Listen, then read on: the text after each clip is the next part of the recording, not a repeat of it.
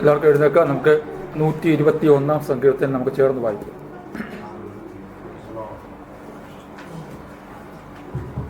സങ്കീർത്തനം 121.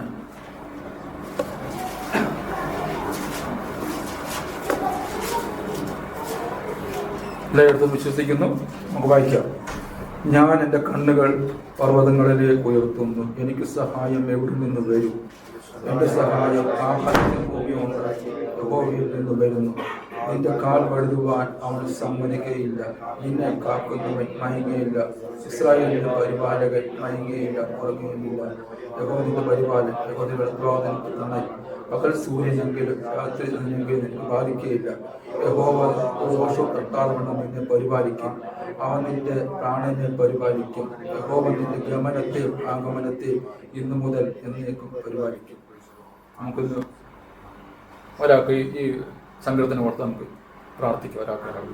ഞങ്ങളുടെ ദൈവസ്വർഗീയതാവഴിയുടെ ഭാഗത്തിനായി സ്വരംഗത്താവ് സൂക്ഷിക്കുന്ന ദൈവാസനായ സ്വരംഗത്താവേ, അടികളെ ഒരുമിച്ച് കർത്താവ് കർത്താവിന്റെ ഹൃദയത്തിലേക്ക് ഉയർന്ന കർത്താവ് ആശീർവദിക്കുമാറാകണം. കർത്താവ് ശുശ്രൂഷകളെ കർത്താവ് ഈശ്വരനായ ശിവനോടും സഹായിക്കുമാറാകണം.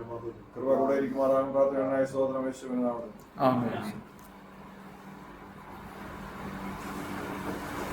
ദൈവത്തിന് സ്തോത്രം. എനിക്കും ഒരു വർഷം കൂടെ കർത്താവിന്റെ വചനമായി നിൽക്കുവാൻ കൃപയ്ക്ക് സ്തോത്രം ചെയ്ത് സ്തുതിക്കുന്നു. എനിക്ക് വന്നത് ഒരു 8 മാസങ്ങൾക്ക് ശേഷമാണ് ഞാൻ വചനമായിട്ട് നിൽക്കുന്നത്. കഴിഞ്ഞ നവംബറിൽ നമ്മുടെ വലിയ ഉപവാസ പ്രാർത്ഥനയുടെ ആ ഇടയ്ക്കുള്ളൊരു മെസ്സേജിൽ ഒരു രാത്രി വന്ന് മെസ്സേജ് പറഞ്ഞാണ് ഞാനിപ്പോഴും ഞാൻ ഓർക്കുന്നത്. അത് കഴിഞ്ഞിട്ടുള്ള ഇന്നാണ് ഞാൻ പറയുന്നത്. ദീപം ഇത്രത്തോളം കൊണ്ടൊന്നും എന്നെ മെസ്സേജ് പറയണമെന്ന് ഞാൻ സീജോ വിളിച്ച് പറഞ്ഞപ്പം ഞാൻ പറഞ്ഞു ഒക്കെ ഞാൻ പറഞ്ഞു ഞാൻ പറയാമെന്ന് പറഞ്ഞു. അങ്ങനെ പറഞ്ഞു. പിന്നെ ഒരു 8-9 മണിക്കൂർ കഴിഞ്ഞിട്ടാണ് ഞാൻ പറഞ്ഞത്. അങ്ങനെ എന്തിപ്പോൾ ആ സമയത്ത് ഞാൻ പറയണം എന്ന് ചിന്തിച്ചു. പെട്ടെന്ന് എനിക്ക് വന്ന ഒരു സങ്കീർത്തമാണ് ഞാൻ എൻ്റെ കണ്ണുകൾ പർവ്വതങ്ങളിലേക്ക് ഉയർത്തുന്ന ആ ഒരു വാക്യമാണ്. അപ്പം 121 സങ്കീർത്തനമാണ്. അതിൻ്റെ നമുക്ക് ആദ്യത്തെ ഒന്നാമത്തെ വാക്യം ഒന്ന് വായിക്കും.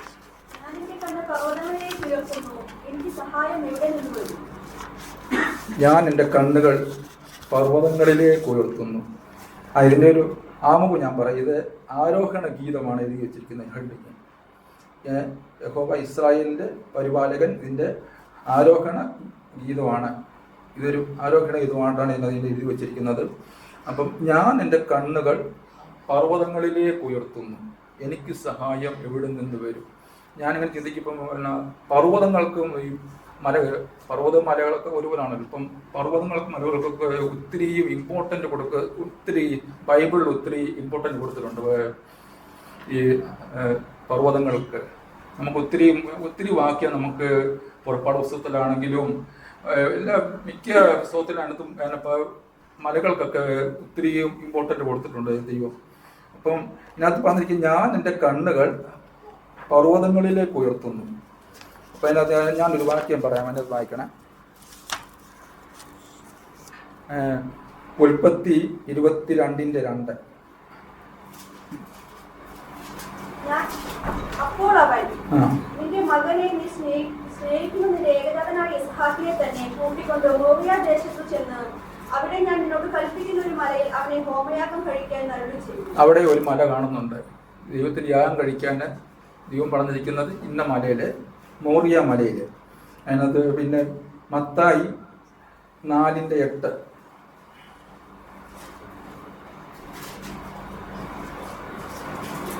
പിന്നെ പിശാചൻ അവനെ ഏറ്റവും ഉയർന്ന ഒരു മലമേൽ കൂട്ടിക്കൊണ്ടുപോയി. അവിടെ ഒരു മല കൊണ്ടുവന്നു.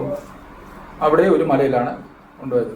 അപ്പം ദൈവത്തിന് കാരണം ഇസ്ഹാക്കിന് യാഗം കഴിക്കാൻ വേണ്ടി ദൈവം പറഞ്ഞത് നീ മോറിയ മലയെ കൊണ്ടുപോകാം.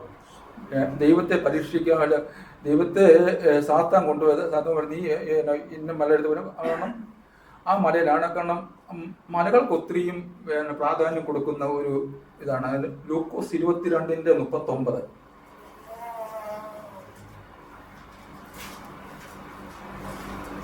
പിന്നെ അവൻ പതിവ് പോലെ ഒലിവുമലയ്ക്ക് പുറപ്പെട്ടു പോയി. ശിഷ്യന്മാരും അവൻ അനുഗമിച്ചു. അവിടെ ഒരു മലയാണ് കാണിക്കുന്നത്. അപ്പം വളരെയേറെ ഇതിനകത്ത് പറഞ്ഞിരിക്കുന്നത് ഞാൻ എൻ്റെ കണ്ണുകൾ പർവ്വതങ്ങളിലേക്ക് ഉയർത്തുന്നു. പർവ്വതങ്ങളിലേക്ക് ഉയർത്തും എന്ന് പറയുമ്പം പർവ്വതങ്ങളിലോട് ദൈവത്തിന് അല്ല ഈ സങ്കീർത്തനക്കാരൻ പ്രാർത്ഥിക്കുക, അല്ല ഞാൻ എൻ്റെ കണ്ണുകൾ ഉയർത്തുന്നു. അപ്പം പർവ്വതങ്ങൾ ഉയർത്തും, എനിക്ക് സഹായം എവിടെ നിന്ന് വരും?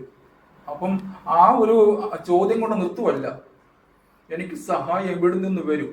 അപ്പം അടുത്ത ചോദ്യം എൻ്റെ വായിച്ച് രണ്ടാമത്തെ വാക്യം, എന്റെ സഹായം ആകാശത്തെയും ഭൂമിയെയും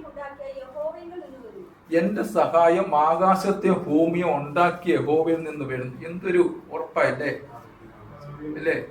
ആ ഒരു ഉറപ്പാണ് ദൈവത്തിനും അല്ല ദൈവം നമ്മളിൽ നിന്നും ആഗ്രഹിക്കുന്നത്. നമുക്ക് എന്റെ സഹായം എവിടെ നിന്ന് വരും?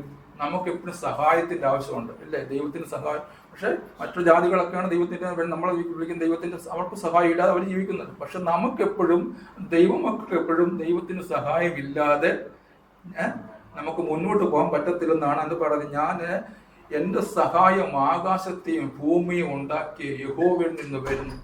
അപ്പം ആ ഒരു എന്ന് പറഞ്ഞാൽ ഞാൻ എൻ്റെ കണ്ണുകൾ പർവ്വതങ്ങളിലേക്ക് ഉയർത്തുന്നു, എനിക്ക് സഹായം എവിടെ നിന്ന് വരും? അപ്പം ഉടനെ അടുത്ത സങ്കീർത്തനക്കാരൻ അടുത്തന്നെ ആൻസർ പറയാണ്, എൻ്റെ സഹായം ആകാശത്തെയും ഭൂമിയും ഉണ്ടാക്കിയ യഹോവയിൽ നിന്ന് വരുന്നു. അപ്പൊ ഞാൻ മലയുടെ കാര്യം കൂടി പറഞ്ഞു കൊടുത്തിട്ടാണ്. ഞാൻ ഈ പ്രാവശ്യം വലിയ മലയിലൊക്കെ കയറാൻ ഇടയായി. ഈ പ്രാവശ്യം ഞാൻ നാട്ടിൽ പോയപ്പോൾ വയനാട് തലപ്പുഴ എന്ന സ്ഥലത്ത് ഞാൻ പോയപ്പോൾ, ബീനാട് സന്തോഷിന്റെ വീട്ടിൽ പോയി കഴിഞ്ഞിട്ട് ഞാൻ തലപ്പുഴ പോയപ്പം അവിടെ ഞങ്ങൾ എൻ്റെ അളിയനൊക്കെ ഉണ്ടായിരുന്നു. അപ്പോൾ സോളിയൊന്നും കയറിയൊന്നുമില്ല, അവിടെ 2 സഹോദരന്മാരൊക്കെ ഉണ്ടായിരുന്നു. ഞങ്ങൾ നമുക്ക് ആ മലയിലൊക്കെ കയറാൻ പറഞ്ഞു. എനിക്ക് ഭയങ്കര ഇഷ്ടം ഈ മലയിലൊക്കെ കയറാനൊക്കെ. ഞാൻ ഇടയ്ക്ക് വെച്ച് അണച്ചു. ആ മലയിൽ കയറിയപ്പോൾ എനിക്ക് വല്ലാത്തൊരു ഇഷ്ടമാണ്. കാരണം പകുതിയും ആ വയനാട് പകുതിയും കണ്ടെന്നുള്ളതാണ്. വല്ലാത്തൊരു അന്തരീക്ഷമാണ് ആ മലയോട്ടൊക്കെ കയറുമ്പോൾ. അപ്പം ആ ഒരു അതിൻ്റെ ഇടയ്ക്കൂടെ പറയാൻ ഞാൻ ആദ്യം പറയാൻ വിട്ടുപോയി. അപ്പം എൻ്റെ സഹായം എവിടെ നിന്ന് വരും? എൻ്റെ സഹായം ആകാശത്തെയും ഭൂമിയെയും ഉണ്ടാക്കിയ യഹോവയിൽ നിന്ന് വരുന്നു. അതാണ് നമുക്ക് വേണ്ടത്. നമുക്കെപ്പോഴും ഞാനൊരു കാര്യം ചോദിച്ചിട്ട്, നമ്മളെപ്പോഴും എന്നതേന് ഒരു കാര്യം ചോദിച്ചത്, ആദ്യം നമ്മൾ മനുഷ്യനോട് സഹായം ചോദിച്ചിട്ടാണോ ദൈവത്തോട് ചോദിക്കുന്നത്?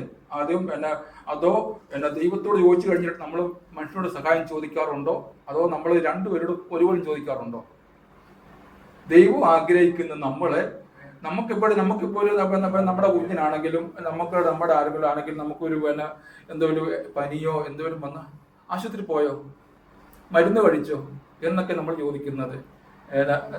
ദൈവത്തോട് പ്രാർത്ഥിച്ചത് നമ്മൾ ചോദിക്കത്തില്ല. നാളെ ഭാഷ ഇതുപോലെ പറഞ്ഞു കേട്ടത്. ഞാനത് ഒന്നുകൂടെ ഞാൻ കടമെടുത്ത് പറഞ്ഞതേ ഉള്ളൂ. കാരണം നമ്മളെപ്പോഴും പ്രാർത്ഥിക്കും, ആശുപത്രി പോയോ, മരുന്ന് കഴിച്ചോ, അതൊക്കെയാണ്. പക്ഷെ ദൈവത്തോട് സഹായം ചോദിക്കാനൊന്നും നമ്മൾ ചോദിക്കത്തില്ല. നമ്മുടെ തലമുറ അങ്ങനെ നമ്മൾ പഠിപ്പിച്ച തന്നെ നമ്മൾ തലമുറയും പഠിപ്പിക്കുക. പക്ഷെ അതല്ല പറയുന്നത്. ഇന്നത്തെ സങ്കീർത്തനക്കാരെന്ന് പറയുന്നതിന് വേറെ ആരോടും ചോദിക്കുന്നില്ല. എന്റെ സഹായം ആകാശത്തെയും ഭൂമിയും ഉണ്ടാക്കിയ യഹോവയിൽ നിന്ന് വരുന്നു. ആ ഒരു ഉറപ്പാണ് ദൈവം നമ്മളിൽ നിന്ന് ആഗ്രഹിക്കുന്നത്. നമുക്കാണോ അതാണ് വേണ്ടത്. അതിന്റെ കഥ എന്ന് പറഞ്ഞ് പിന്നെ അടുത്തൊന്ന് വായിച്ച്, നിന്റെ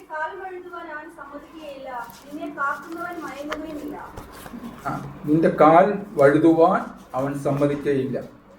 കാരണം നമ്മുടെ കാൽ വഴുതാതിരിക്കണം എന്ത് ചെയ്യണം? ഈ ഭൂമിയിൽ നമ്മുടെ ജീവിതം കഴിക്കുമ്പോൾ നമ്മൾ തീർച്ചയായിട്ടും നമുക്ക് കാൽ വഴുതുവാൻ 100% നമുക്ക് ചാൻസ് ഉണ്ട്. ആ കാര്യത്തിൽ യാതൊരു സംശയമില്ല. കാരണം നമുക്ക് ഏത് നിമിഷത്തിലും ഓരോ മിനിറ്റിലും നമ്മുടെ കാൽ വഴുതുവാൻ നമുക്ക് ചാൻസ് ഉണ്ട്. ആ കാര്യത്തിൽ യാതൊരു സംശയമില്ല. അത് ദൈവത്തിനറിയാം, നമുക്കും അറിയാം. ആ കാര്യത്തിൽ നമുക്കും അറിയാം കാൽ വഴുതുവാൻ. പക്ഷെ ദൈവം ഒരിക്കലും സമ്മതിക്കത്തില്ല. കാൽ വഴുതായിരിക്കണം എന്ത് ചെയ്യണം? ദൈവത്തോട് കൂടെ നടക്കണം. കാൽ വഴുതായിരിക്കണമെങ്കിൽ ദൈവത്തെ നമ്മളെ ഏൽപ്പിച്ചു കൊടുക്കണം. നമ്മുടെ കരങ്ങളിൽ ദൈവത്തോട് ഏൽപ്പിച്ചു കൊടുക്കാന്നുണ്ടെങ്കിൽ കാൽ വഴുതുവാൻ ദൈവം നമ്മളെ സമ്മതിക്കത്തില്ല. കാരണം ദൈവത്തിന്റെ പാതയിൽ കൂടെ നമ്മൾ നടക്കണമെന്നാണ് പറയുന്നത്. ദൈവത്തിന്റെ പാതയിൽ കൂടെ നടന്നു ഒരിക്കലും നമ്മളെ ഒരിക്കലും വഴുതി പോകാൻ സമ്മതിക്കത്തില്ല. കാരണം അവനെ വഴുതി പോകാൻ സമ്മതിക്കാത്തതിന്റെ കാരണം എന്താ പറയുക? നമ്മളെ നിത്യതയിൽ എത്തണമെന്നുള്ള ആ ഒരു ആഗ്രഹത്തിന്റെ പുറത്താണ് ദൈവം സമ്മതിക്കാത്തത്. അല്ല നമ്മളിങ്ങനെ വന്നിട്ട്, ഞാൻ പറയും, നമ്മൾ ഈ ആരാധനയ്ക്ക് വന്നിട്ട് നമ്മുടെ കാൽ വഴുതി പോവുകയാണെങ്കിൽ പിന്നെ എന്തിനാണ് എൻ്റെ കാര്യം എന്താ? പക്ഷെ നമ്മൾ ദൈവത്തോടെ കൂടെ നടക്കണമെന്നാണ് ദൈവം ആഗ്രഹിക്കുന്നത്. ദൈവത്തോടെ കൂടെ ഒരിക്കലും ദൈവം അത് അനുവദിക്കത്തില്ല. അതിന് ഉദാഹരണമായിട്ട് വാക്യം യൂദ 24.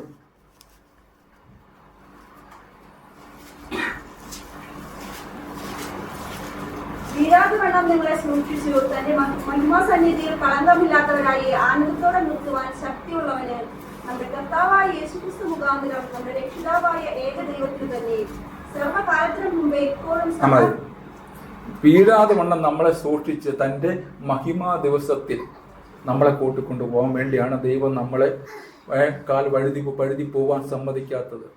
അതുകൊണ്ട് നമ്മളും അതുപോലെ ദൈവത്തോട് ചേർന്ന് നടക്കണമെന്നാണ് ആഗ്രഹിക്കുന്നത്. റോമർ 14:4 വായിച്ചേ.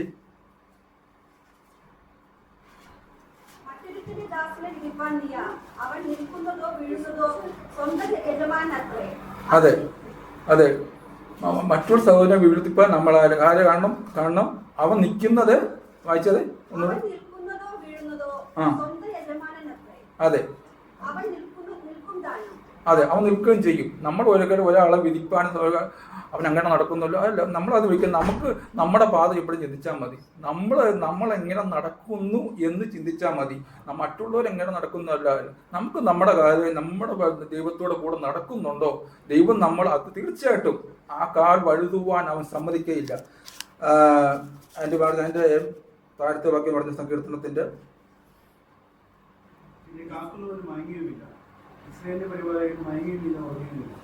നിന്നെ കാക്കുന്നവൻ മയങ്ങത്തില്ല, ഉറങ്ങത്തില്ല.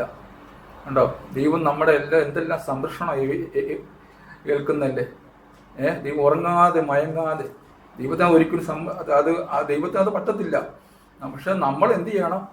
നമ്മളും അതുപോലെ ഉണർന്നിരിക്കണമെന്നേ ഉള്ളൂ. ദൈവം നമുക്ക് വേണ്ടി ദൈവം മയങ്ങാതെ ഉറങ്ങാതെ ഇരിക്കും. ഇപ്പം ഞാൻ ഈ ഉറങ്ങുന്ന പറയുമ്പോൾ എൻ്റെ ജോലിയായിട്ട് ബന്ധപ്പെട്ട് നമ്മളൊക്കെ ആണെങ്കിൽ പല ഓരോ സെക്യൂരിറ്റി ആയിട്ടൊക്കെ ജോലി ചെയ്യുമ്പോഴും പലയിടത്തും ഞങ്ങൾ മയങ്ങിപ്പോകുന്നുണ്ട്. ഞങ്ങൾ ഉറങ്ങില്ലെന്നാണ് ഞങ്ങൾക്ക് ട്രെയിനിങ്. പക്ഷേ അത് നമുക്കൊക്കെ ഞങ്ങളെ ഓരോ പ്രോപ്പർട്ടിയൊക്കെ ഏൽപ്പിക്കുന്നുണ്ട്. പലപ്പോഴും ഒക്കെ നമ്മളൊക്കെ നമ്മൾ ഇരുന്ന് ഉറങ്ങിയൊക്കെ പോകുന്നുണ്ട്. പക്ഷേ അത് മനുഷ്യസൊക്കെ നമുക്കൊരു ക്ഷീണമൊക്കെ വരുമ്പോൾ നമ്മളങ്ങനെ. പക്ഷേ അത് ദൈവം അങ്ങനല്ല. ദൈവം നമ്മൾ ഉറങ്ങാതെ മയങ്ങാതെ നമ്മളെ കാത്തു സൂക്ഷിച്ച് പരിപാലിക്കുന്നുള്ളതാണ് ഏറ്റവും വലിയൊരു കാര്യം. കണ്ടോ? നമുക്കിത് ആവശ്യമാണെന്നും ദൈവത്തിന്റെ കാവൽ നമുക്ക് ആവശ്യമാണെന്ന് ദൈവം ഇത് അറിയുന്നുണ്ട്. ദൈവം അറിഞ്ഞിട്ടാണ് നമുക്ക് അത് നമ്മളെ കാക്കിക്കൊണ്ടിരിക്കുകയാണ്. നമ്മളെ ഓരോ ദിവസവും കാത്തുകൊണ്ടുകൊണ്ടിരിക്കുകയാണ്. നമ്മൾ വീഴാതെ മുന്നോട്ട് പോകാൻ നമ്മളെ കാത്തുകൊണ്ടിരിക്കുകയാണ്. അത് ഇസ്രായേലിന്റെ പരിപാലകൻ മയങ്ങത്തില്ല. ഇസ്രായേലിന്റെ മാത്രമല്ല, ഇസ്രായേലിന്റെ പരിപാലകൻ മയങ്ങത്തില്ല, ഉറങ്ങുമില്ല. യഹോവ നിന്റെ പരിപാലകൻ. ഇസ്രായേലിന്റെ മാത്രമല്ല, നമ്മുടെയും ഓരോരുത്തരെയും. നമ്മളാണ് ഇപ്പം പുതിയ നിയമത്തിലെ ഇസ്രായേൽ. ആ ഇസ്രായേലിനെ നമ്മളെ യഹോവ നിന്റെ പരിപാലകൻ. നമ്മുടെ പരിപാലകൻ ഉണ്ടെങ്കിൽ നമുക്ക് ഈ ലോകത്ത് ഒന്നും വല്ലതും പേടിക്കാനുണ്ടോ? ഞാൻ അവർക്ക് യേശു നമ്മുടെ പരിപാലനം ഉണ്ടെങ്കിൽ നമ്മുടെ പ്രയാസഘട്ടത്തിലും നമ്മുടെ ബുദ്ധിമുട്ട് ഘട്ടത്തിലും നമ്മുടെ ദൈവം പരിപാലിക്കും. പക്ഷെ ഒരു കാര്യമുണ്ട്, ദൈവത്തെ പൂർണ്ണ വിശ്വസിക്കണമെന്നേ ഉള്ളൂ. ദൈവം നമ്മുടെ പരിപാലകനാണെന്ന് നമ്മൾ വിശ്വസിക്കണമെന്ന് ആ ഒരു ഒറ്റ ഇതേ ഉള്ളൂ. ആമേൻ. ആ ഒരു പക്ഷെ നമ്മളെപ്പോഴും അത് ചിന്തിക്കത്തില്ല. നമ്മളെപ്പോഴും ദൈവത്തിന് പരിപാലകൻ നമ്മൾ ചിന്തിക്കത്തില്ല. നമ്മൾ മറന്നു പോകുന്നു. ആ ഒരു പരിപാലനം മറന്നു പോകുന്നു. നമ്മൾ ലോകപരമായി ചിന്തിക്കുന്നതാണ്. നമുക്ക് ഈ ലോകത്തിന്റെ പരിപാലനമാണ് നമ്മൾ ചിന്തിക്കുന്നുള്ളതാണ്. പക്ഷെ ദൈവം നമുക്ക് വേണ്ടി പരിപാലിച്ചുകൊണ്ടിരിക്കുകയാണെന്നുള്ള ഒരു ഓർമ്മ നമുക്കില്ലെന്നുള്ളതാണ് പലപ്പോഴും നമ്മളെ വലിയൊരു ഇത്. അതിൻ്റെ എന്ന് പറഞ്ഞ് പിന്നെ അതിൻ്റെ താഴത്തെ വായിക്കും. അല്ല, അതിൻ്റെ പകൽ സൂര്യനെങ്കിലും രാത്രി ചന്ദ്രനെങ്കിലും നിന്നെ ബാധിക്കയില്ല. ഞാനൊരു വാക്യം വായിക്കാം. യോന 4:6-8.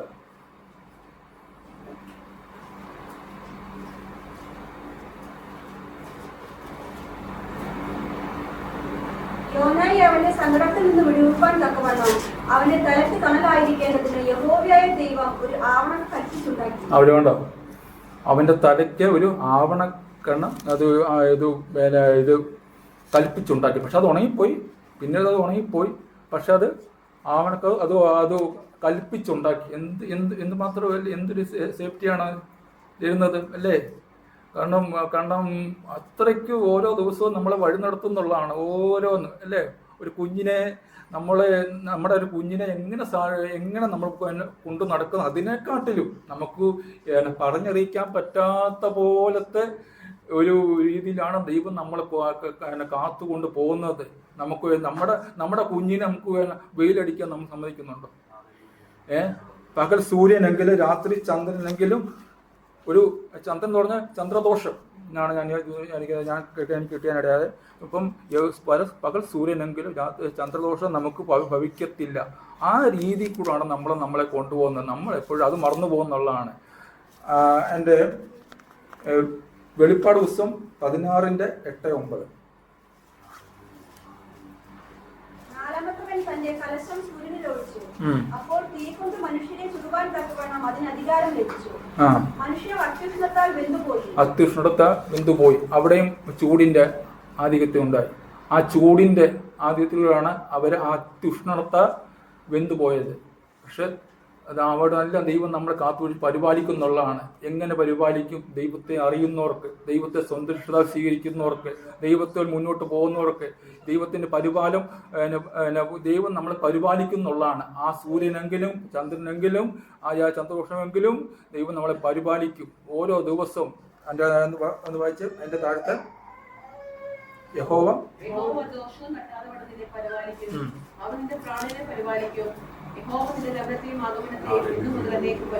ഒരു ദോഷവും, കാരണം ഈ ലോകത്തിൽ ഒത്തിരി ദോഷങ്ങൾ വരുന്നുണ്ട്, നമുക്ക് ദോഷമുണ്ട്.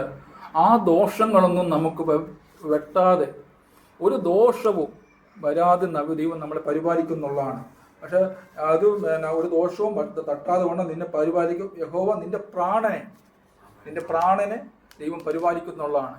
ഓരോ ദിവസവും ഓരോ ദിവസവും പരിപാലിക്കുന്ന ഒരു ദൈവമാണ് നമ്മൾ കൊടുക്കുന്നത്. നമ്മളിവിടുന്ന് ആരാധിക്കുന്നത് ഒരു എന്താ പറയുന്നത്, നിസ്സാരക്കാരനായ ഒരു ദൈവത്തെ അല്ല നമ്മൾ ആരാധിക്കുന്നത്. വളരെ ദൈവത്തിന്റെ വലിപ്പം ഞാൻ നേരത്തെ പറഞ്ഞു തന്നെ. എൻ്റെ സാറിനോട് ചോദിച്ചിട്ടുണ്ട്. ഞാൻ സൺഡേ സ്കൂൾ പഠിക്കുമ്പം ഓരോ ചോദിക്കും, ഈ ദൈവത്തിന്റെ വലിപ്പം എങ്ങനെ പറഞ്ഞു തരാമെന്ന് ചോദിക്കും.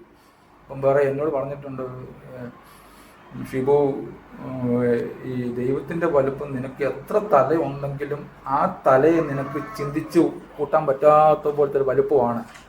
അപ്പോൾ നീ അത് ചോദിക്കുന്ന ഒരു വലിയ ഇതാണ്. എനിക്ക് ഈ അവരെ കൊണ്ട് ഉത്തരം മുട്ടിക്കുന്ന ചോദ്യമൊക്കെ ഞാൻ ചോദിക്കണം വലിയ ഇഷ്ടപ്പെടുന്ന ഒരാളായിരുന്നു ഞാൻ സൺഡേ സ്കൂൾ പഠിക്കുമ്പോഴൊക്കെ. അവരെന്നെ പറയാ, പക്ഷെ എനിക്ക് അറിയണമെന്നുണ്ട്. പക്ഷെ അവരെന്നാ പറഞ്ഞു ഒരിക്കലും അത് ദൈവത്തിന്റെ വലുപ്പം നമ്മൾ ഒരിക്കലും ചോദിക്കില്ല. നമുക്കത് പറയാനും നമുക്കത് അന്വേഷിക്കാനും അവകാശമില്ല. ദൈവത്തിന്റെ കൽപ്പന അനുസരിക്കാനാണ് അവകാശം. നമ്മൾ ഒരിക്കലും ദൈവത്തിന്റെ വലുപ്പമില്ല. നമുക്ക് ദൈവം തന്നിരിക്കുന്ന കൽപ്പന എന്താണ് അതങ്ങ് അനുസരിക്കുക, അതങ്ങ് അനുസരിച്ച് മുന്നോട്ട് പോവുക. പിന്നെ എൻ്റെ രാഷ്ട്രം പറയുന്നത്, യഹോവ നിന്റെ ഗമനത്തെയും ആഗമനത്തെയും നിന്റെ വരവിലും പോക്കിലും ദൈവം നിന്നെ പരിപാലിക്കും. ഓരോ ദിവസവും നമ്മുടെ ദൈവത്തിന്റെ പരിപാലനം ഇല്ലാതെ നമുക്ക് മുന്നോട്ട് പോകാൻ പറ്റത്തില്ല. ഓരോ ദിവസവും കർത്താവിന്റെ പലപ്പോഴും നമുക്ക് പ്രയാസങ്ങൾ ഉണ്ടാവും, ദുഃഖങ്ങൾ ഉണ്ടാവും, വിഷമങ്ങൾ ഉണ്ടാവും. ഓരോ ദിവസം നമ്മൾ പ്രതീക്ഷിക്കാത്ത പല കാര്യങ്ങളും നമ്മുടെ ജീവിതത്തിൽ വരും. എന്നാലും ദൈവം ഒരു ദോഷവും, വിഷമം വന്നാലും പ്രയാസം വന്നാലും അതിൽ നിന്ന് വീണു പോകാതെ, വീഴ്ചയിൽ നിന്ന് നമുക്ക് വീഴാതെ താഴാതെ നമ്മുടെ പ്രയാസങ്ങളിൽ നമ്മൾ മുന്നോട്ട് പോകണമെന്നുണ്ടെങ്കിൽ ദൈവത്തോടെ കൂടെ, നമ്മുടെ വരവിലും പോക്കിലും ദൈവം നമ്മുടെ കൂടെ ഉണ്ടെങ്കിൽ തീർച്ചയായിട്ടും ദൈവം നമ്മളെ യാതൊരു ദോഷവും തട്ടാതെ കൊണ്ട് ദൈവം നമ്മളെ പരിപാലിക്കും. നമ്മുടെ ചർച്ചയിൽ തന്നെ എത്രയോ പേര് ഓരോ പ്രയാസങ്ങൾ അനുഭവിക്കും. നമ്മളെല്ലാവരും പ്രയാസങ്ങൾ അനുഭവിക്കുന്നുണ്ട്. വളരെയേറെ പ്രയാസങ്ങൾ അനുഭവിക്കുന്നവരൊക്കെ ഉണ്ട് ഇവിടെ.